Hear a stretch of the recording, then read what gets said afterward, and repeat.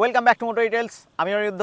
আজকে আমরা কথা বলবো 2026 Apache RTR 2B160 versus 2026 Yamaha FZS version 4। এই দুটো বাইকের মধ্যে একটা রাইড কম্প্যারিজন করব। রাইড কম্প্যারিজন করতে করতে আমি আপনাদের সাথে শেয়ার করব এই দুটো বাইকের মধ্যে কি ডিফারেন্স, ব্রেকিং, সাসপেনশন, সিটস এসব থেকে শুরু করে আর আপনার জন্য কোন বাইকটা কেনা উচিত হবে। তো চলুন তাহলে ভিডিওটা শুরু করা যাক। আর ভিডিওটা শুরু করার আগে very special thanks to Rahul TVS from Krishnanagar and very special thanks to Ranaghat from wheel movers. আপনারা যদি রানাঘাট বা ওয়েস্ট বেঙ্গলের কাছাকাছি হয়ে থাকেন, আপনারা চাইলে শোরুমে কন্ট্যাক্ট করতে পারেন। আর শোরুমের নাম্বার আমি নিচে স্ক্রিনে দিয়ে দেবো, আপনারা চাইলে সেখান থেকে কন্ট্যাক্ট করে নিতে পারেন। চলুন তাহলে ভিডিওটা শুরু করা যাক।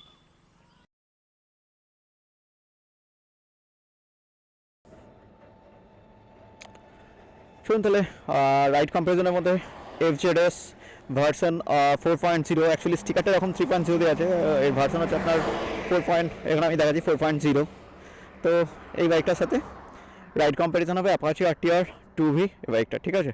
তো প্রথমে স্টার্ট করছি আমি FZS ভার্সন 4.0 থেকে, তারপরে আসবো অ্যাপাচেতে, ঠিক আছে। চলুন তাহলে শুরু করা যাক। দেখুন প্রথমে হাইট ওয়াইজ আমি দেখাচ্ছি, আমার হাইট হচ্ছে 5 feet 5, 790 হচ্ছে সেট হাইট। তো লুকস ওয়াইজ কিছুটা এরকম, আমার হাইট হচ্ছে 5 feet 5। দেখতে পাচ্ছেন আপনার হাইট যদি 5 feet 3, 4 হয় আরামসে কোনো অসুবিধা নেই, ঠিক আছে। চলুন তাহলে প্রথমে শুরু করা যাক এটা দিয়ে। প্রথমে রাইডিং পজিশনস দেখুন, রাইডিং পজিশনস এরকম ঠিক কমিউটার বাইক যেমন হয়, কমিউটার বাইকের মতোই, যেমন কমিউটার বাইকটা হয় সেরকমই। আর ইঞ্জিনের কথা বলতে গেলে চলুন ইঞ্জিনটা প্রথমে আমি টেস্ট করে দেখাই, তারপরে বাকি কথা আসবো।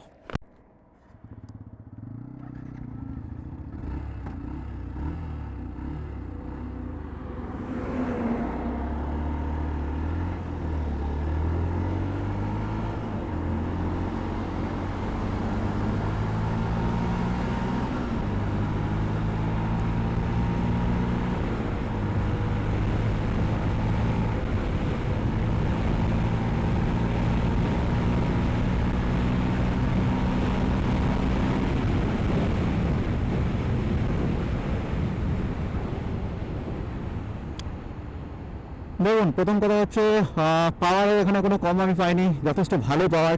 এই ইঞ্জিনটা হচ্ছে 149cc ইঞ্জিন, যেখানে আপনার পাওয়ার পাবেন 12.4 PS আর টর্ক হচ্ছে 13.3 নিউটন মিটার টর্ক আপনি এখানে পাবেন। কিন্তু আপনি যদি রেভের সঙ্গে কম্পেয়ার করেন না, র্যাভের ক্ষেত্রে কী হচ্ছে, র্যাভের ক্ষেত্রে পাওয়ারটা উঠতে একটু টাইম লাগছে, বাট এখানে কিন্তু অ্যাগ্রেসিভলি পাওয়ার আসছে। আমি জানি না কী করে কী হচ্ছে, বাট দুটো বাইকের কনফিগারেশন কিন্তু সেম, ঠিক আছে।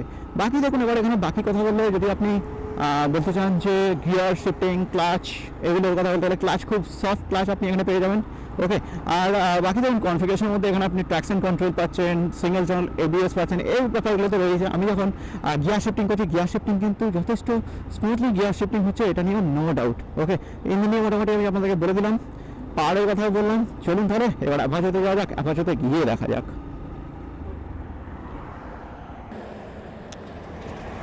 চলুন তো এবার অ্যাপাচে RTR 2B160 এই যে বাইকটা আছে, এই বাইকটার রাইড রিভিউ করবো FZের সাথে। তো FZটা আমি দেখালাম, এবার অ্যাপাচে RTR এর যে রাইডিং পজিশনস আর ইঞ্জিন এগুলো আমি আপনাদেরকে দেখিয়ে দিচ্ছি, দেখুন, ওকে। চলুন তাহলে শুরু করা যাক। 1 মিনিট। আমার হাইট হচ্ছে 5 feet 5, 5 feet 5 ওয়াইজ দেখুন আমার পুরো ফ্ল্যাট ফুট, দুদিক থেকে আপনি দেখতে পাবেন। আপনার হাইট যদি 5 feet হয় আপনি আরামসে এই বাইকটা রাইড করতে পারেন, মানে শর্ট হাইটারদের জন্য এই বাইকটা একটা বেস্ট বাইক, ওকে। বাকি মোটামুটি এরকম দেখুন, হ্যান্ডেলবার এখানে ক্লিপ অন হ্যান্ডেলবার আছে, সেটা নিয়েও সব নিয়ে কথা বলবো। তার আগে মোটামুটি এই জিনিসগুলো আমি আপনাদেরকে দেখিয়ে দিচ্ছি। চলুন তাহলে ফার্স্ট আমরা ইঞ্জিনটা টেস্ট করে নেবো, ওকে। চলুন তাহলে শুরু করা যাক।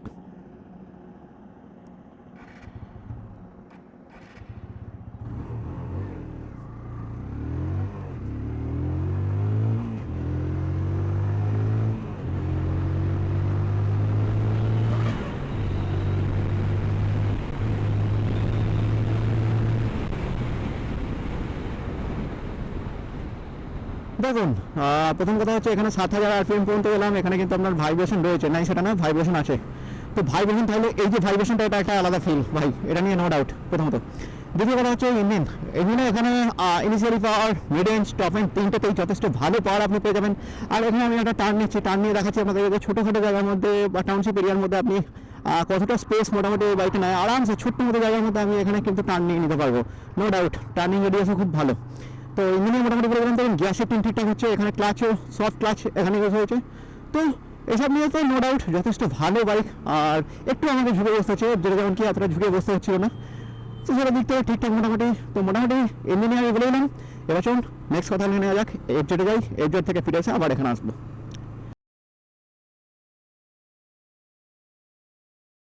ওর নেক্সট কথা বলতে গেলে হচ্ছে হ্যান্ডেলের কথা বলতে গেলে দেখুন হ্যান্ডেল খুব হালকা একটা হ্যান্ডেল। আপনি এটাকে শহরে বলুন বা হাইওয়েতে বলুন, যে কোনো জায়গাতেই আরামসে আপনি কিন্তু রাইড করতে পারবেন। যখন আমি একটু একটু লিন করছি, দেখুন আমি যখন লিন করছি বাইকটা, তো লিন করার সময় হচ্ছে কি আরামসে আমি এখানে লিন করতে পারছি, ঠিক আছে। তো হ্যান্ডেল নিয়ে মনে হচ্ছে না যে হ্যান্ডেলটা খুব একটা মানে মানে ঠিকঠাক লাগছে না আমার, সেরকমও কোনো ব্যাপার নয়। হ্যান্ডেলও কিন্তু যথেষ্ট ভালো হ্যান্ডেল কিন্তু আপনি এখানে পেয়ে যাবেন, ঠিক আছে। চলুন তাহলে এবার যাওয়া যাক অ্যাপাচের যে হ্যান্ডেলটা আছে সেটা আমি আপনাদেরকে দেখিয়ে দিচ্ছি। এবার দেখুন, এবার অ্যাপাচের যে আপনার হ্যান্ডেলটা আছে, হ্যান্ডেলটা নিয়ে আমি আপনাদেরকে কথা বলছি। প্রথমে হ্যান্ডেলের কথা বলে এখানে clip on handle bar use করা হয়েছে, যেটা এফজেডেতে একটা চওড়া হ্যান্ডেল বার ইউজ করা হয়েছিল নর্মালি। তো এখানে ক্ষেত্রে কি আপনি যদি সিটিতে রাইড করেন না, দেখুন এখানে হ্যান্ডেলের যে স্টেবিলিটিটা সেটা কিন্তু যথেষ্ট ভালো। একটা ভারী বাইকের যে ফিল, সেই ফিলটা আপনি এখানে পাবেন। বাট হ্যাঁ, এফজেডে বলে ওখানে যে নর্মাল বাইক হয়, নর্মাল বাইকের মতো হ্যান্ডেল বারটা পাবেন। আর ওখানে এতটা কনফিডেন্স আমি পাবো না, মানে হ্যান্ডেলের দিক থেকে এখানে কিন্তু যথেষ্ট ভালো হ্যান্ডেল কিন্তু আপনি এখানে কিন্তু পেয়ে যাবেন। ওকে, চলুন তাহলে নেক্সট কথা হয়নি এফজেডে, তারপর আমরা আবার ফিরে আসবো অ্যাপাচের মধ্যে, তারপরে বাকি কথা হবে। ওকে,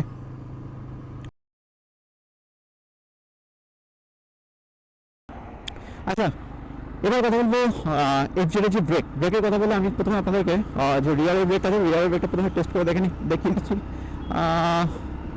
1 মিনিট, পিছনে কেউ আছে নাকি দেখে নি।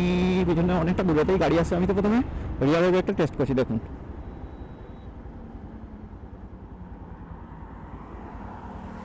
যথেষ্ট ভালো ব্রেক কিন্তু আপনি রিয়ারে পাবেন, ঠিক আছে। মানে রিয়ার ব্রেকের যে বাইটিং খুব একটা সব গাড়িতে ভালো হয় না, বাট এর কিন্তু রিয়ারের ব্রেকের যে বাইটিংটা সেটা কিন্তু যথেষ্ট ভালো। চলুন তাহলে এবার ফ্রন্টের যে ব্রেকের বাইকটা সেটাও আমি আপনাদেরকে দেখিয়ে দিচ্ছি, একটু বাড়িয়ে নিচ্ছি।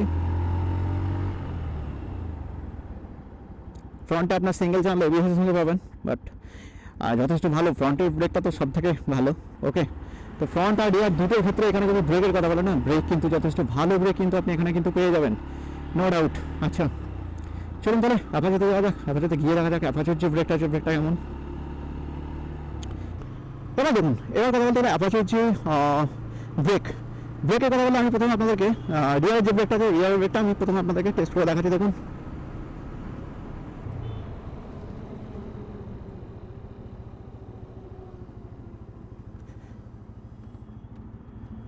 রিয়ারের ব্রেকের যে বাইটিং পাওয়ার যথেষ্ট ভালো, খারাপ না, ঠিক আছে।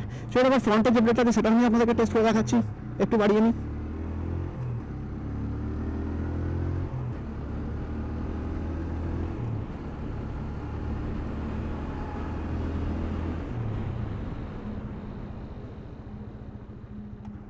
ফ্রন্টের ব্রেকের যে বাইটিংটা না সেটা কিন্তু যথেষ্ট ভালো, মানে রিয়ারে জানা ভালো, রিয়ারের থেকে ফ্রন্টেরটা ভালো। আপনি যদি এফজেডের সাথে কম্পেয়ার করেন, এফজেডের যে পিছনের ব্রেকটা ছিল, ঠিক আছে, এর থেকে এফজেডের পিছনের ব্রেকটা ভালো। বাট হ্যাঁ, যদি সামনের ব্রেকের কথা বলি, সামনের ব্রেকে কিন্তু অসাধারণ ব্রেক কিন্তু পেয়ে যাবেন। ব্রেক নিয়ে নো ডাউট যথেষ্ট ভালো ব্রেক কিন্তু আপনি এখানে পেয়ে যাবেন। ওকে, চলুন তাহলে নেক্সট কথা বলে নেওয়া যাক, এফজেডে যাওয়া যাক। এবার নেক্সট কথা বলে দেখুন এর যে সাসপেনশন আর সিট, দেখুন সাসপেনশন আর সিটের কথা বলতে গেলে মোটামুটি ফ্রন্টের যে সাসপেনশন টেলিস্কোপিক সাসপেনশন, আর রিয়ারে আপনি এখানে পাবেন মনোশক সাসপেনশন। তো সেহেতু রিয়ারটা একটু আমার স্টিপ লাগছে, প্লাস হচ্ছে সিটের যে কুশনিংয়ের ব্যাপারটা এটা একটু স্টিপ আছে, বাট খুব স্টিপ নয়, অল্প স্টিপ আপনি এখানে দেখতে পাবেন। কিন্তু সাসপেনশনের যে ব্যাপারটা সেটা কিন্তু যথেষ্ট স্মুথ। দেখুন আমি এখান থেকে এই ছোটো ছোটো বাম্পারগুলো আছে, এগুলো যখন ক্রস হচ্ছে তখনই বুঝতে পারছি যে ফ্রন্টের সাসপেনশন খুব ভালো, টেলিস্কোপিক আছে যদিও ফ্রন্টে, বাট রিয়ারের যে সাসপেনশন সেটা কিন্তু আপনার একটু মানে স্টিপ আছে। তো মোটরসাইকেল সাসপেনশন থাকলে একটু স্টিফনেস লাগে, এটা একটা ব্যাপার। সিটের কোশনিংটা এতটা মানে যে হার্ড সেরকম নয়, আবার খুব যে আপনার সফট সেরকমও কোনো ব্যাপার না। মানে আপনি আরামসে কিন্তু মানে এই বাইকটার সাথে রাইড করতে পারবেন, কোনো ইস্যুস বা কোনো ডাউট হবার কিন্তু কোনো কথা নয়। ওকে, চলুন তারা অ্যাপাচেতে যাই, অ্যাপাচেতে গিয়ে কথা বলে নেওয়া যাক।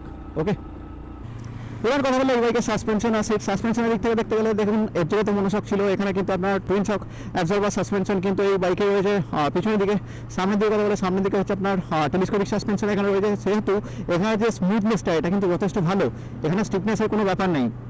প্লাস হচ্ছে সিট যেটা আছে, সিটের যে কুশনিংটা সেটাও কিন্তু এফজেডের থেকে এখানে কমফোর্ট লাগছে আমার বেশি।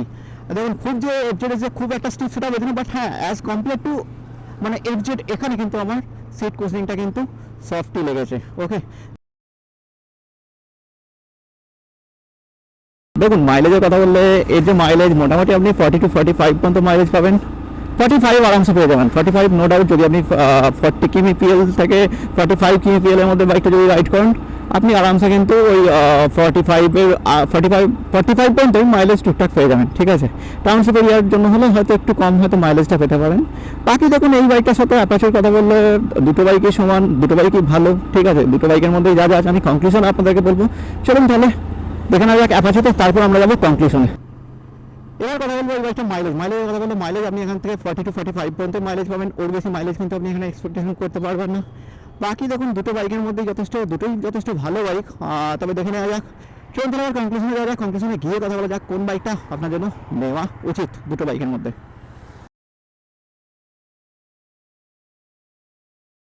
চলুন তাহলে এবার কনক্লুশনের কথা বলা যাক। কনক্লুশনের কথা বললে প্রথমে আমি ইয়ামাহার কথা আসি। ইয়ামাহার কথা এলে এখানে দেখুন এর যে দাম, এটা হচ্ছে আপনার 1,49,000 টাকা।